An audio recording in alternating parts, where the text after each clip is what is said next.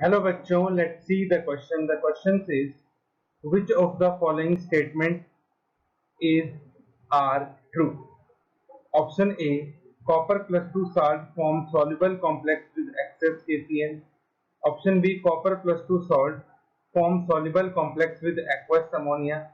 Option C, copper plus 2 salt forms soluble complex with Ki.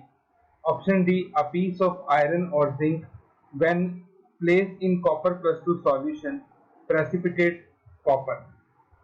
तो हमें ये बताना है कि इसमें से कौन सी स्टेटमेंट करेक्ट है। एक से ज्यादा भी करेक्ट हो सकती हैं। तो first of all we will write down the key concept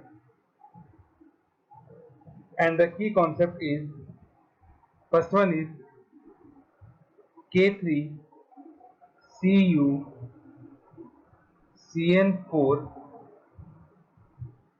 is soluble in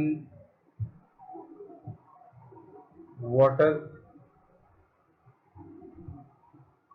Second, CuNH3,4 2 positive complex also soluble in water. And third, zinc is more reactive than copper. तो ये तीन कॉन्सेप्ट को हम use करके इस question को solve करेंगे। तो सभी स्टेटमेंट को हम एक एक करके स्टडी करते हैं और देखते हैं कि ये स्टेटमेंट करेक्ट है या नहीं। सबसे पहले हम बात करेंगे ए स्टेटमेंट की। तो ए स्टेटमेंट में ये कह रहा है copper plus 2 salt form soluble complex with excess KCl। तो जब हम कॉपर प्लस 2 की रिएक्शन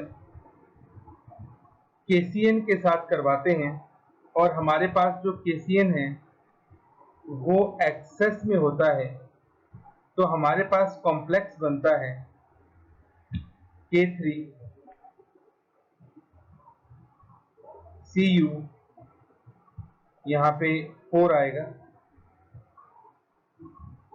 CN4, तो ये आपके पास कॉम्प्लेक्स बनता है and this complex is soluble. ठीक है, ये बनेगा पोटेशियम टेट्रासाइनाइडो क्यूप्रेट। तो ये कॉम्प्लेक्स हमारे पास बनेगा, तो ये सॉल्युबल होता है। तो इसका मतलब जो फर्स्ट वाली स्टेटमेंट हमें दी गई है वो हमारे पास करेक्ट है। वहीं अगर मैं बात करूं बी स्टेटमेंट की, तो जब हमारे पास कॉपर प्लस 2 का सॉल्ट है और इसको हम पास करते हैं from aqueous ammonia, excess of aqueous ammonia हम यहाँ पे लेंगे। अमोनिया लिगेंड होता है, तो वो कॉपर के साथ मिलकर कॉम्प्लेक्स बना लेगा, copper NH3,4 2 positive, tetrammine copper 2, ये कॉम्प्लेक्स बनेगा और ये कॉम्प्लेक्स भी कैसा होता है, सॉल्युबल होता है। तो ये जो स्टेटमेंट हमें दी गई है ये भी हमारे पास करेक्ट स्टेटमेंट है। अगर मैं बात करूं थर्ड स्टेटमेंट की, तो थर्ड स्टेटमेंट में हमें लिखा हुआ है कि जो हमारे पास कॉपर प्लस 2 सॉल्ट है form soluble complex with Ki। Third statement में हमें कह रहा है कि कॉपर जो है वो सॉल्युबल कॉम्प्लेक्स बनाता है विद Ki। तो जब हम कॉपर की रिएक्शन Ki के साथ करवाते हैं तो हमारे पास एक तो यहाँ पे बनता है Cu2I2 प्लस साथ में हमारे पास बनता है I3 माइनस। ठीक है, सो copper plus 2 do not form any complex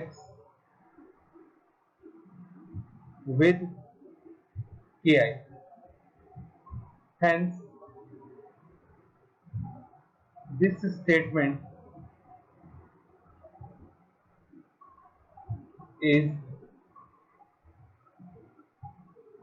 incorrect. तो ये स्टेटमेंट हमारे पास क्या है, इनकरेक्ट है, जो थर्ड वाला इसने हमें दे रखा है। अब हम बात करेंगे फोर्थ स्टेटमेंट की। तो फोर्थ स्टेटमेंट में ये क्या बोल रहा है कि आपने जिंक का कोई पीस लिया और इसको कॉपर सल्फेट के सोल्यूशन में रख दिया।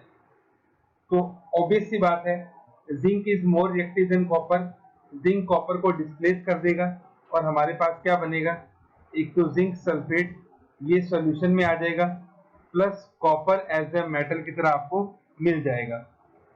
तो जो इसने फोर्थ आपको स्टेटमेंट दिया है वो भी आपके पास कैसा स्टेटमेंट है, करेक्ट स्टेटमेंट है कि वहां पे आपको प्रेसिपिटेट मिल जाएंगे कॉपर के। तो क्योंकि जिंक कॉपर को डिस्प्लेस कर देगा इसलिए कॉपर मेटल हमारे पास अलग हो जाएगा। तो बी की स्टेटमेंट में ए हमारे पास करेक्ट है, बी हमारे पास करेक्ट है, सी हमारे पास रॉन्ग है और डी हमारे पास करेक्ट है। तो अब हम अपने ऑप्शंस में देख लेते हैं।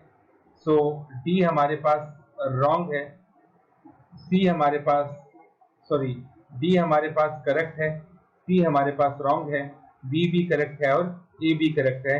तो यहाँ पे हमारा करेक्ट आंसर होगा option A, option B and option D. Copper plus 2 salt more soluble complex with excess KCN.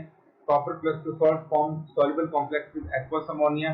A piece of iron or zinc when placed in copper plus 2 salt solution precipitate copper. Hope you understood it well.